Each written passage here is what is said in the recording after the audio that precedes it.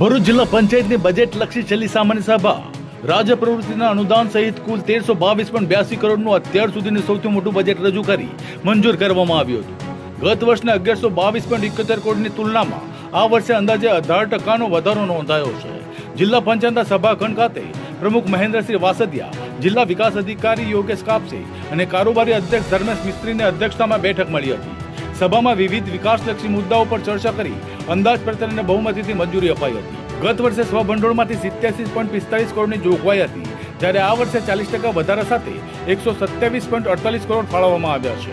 આ વધારાને કારણે સ્થાનિક સ્તરે વિકાસ કાર્યોને ગતિ મળશે તેવી આશા વ્યક્ત કરવામાં આવી છે. બજેટમાં પંચાયત અને વિકાસ કાર્યો માટે 17.80 કરોડ, જાહેર બાંધકામ તથા માલિકાના કોમ્પ્લેક્સ નિર્માણ માટે 52.74 કરોડ, શિક્ષણ ક્ષેત્રે 4.10 કરોડ, બાળ વિકાસ માટે 1 કરોડ, સ્વભંડોળમાંથી 9 કરોડ, નર્મદા કિનારા વિકાસ, સ્વચ્છતા, પરિક્રમા વાસીઓ માટે સુવિધા અને મંદિરોના વિકાસ માટે ફાળવવામાં આવ્યા છે. ડ્રોન દીદી યોજના અંતર્ગત તાલુકા દીઠ 1 ડ્રોન ફાળવવાની જાહેરાત કરવામાં આવી છે.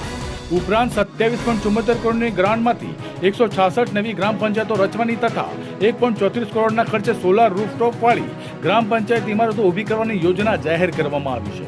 જિલ્લા પંચાયતનું આ બજેટ ગ્રામ વિકાસ, આધુનિક સુવિધાઓ અને આધારભૂત માળખાકીય સુવિધાઓને મજબૂત બનાવશે તેવી આશા વ્યક્ત પણ કરવામાં આવી રહી છે.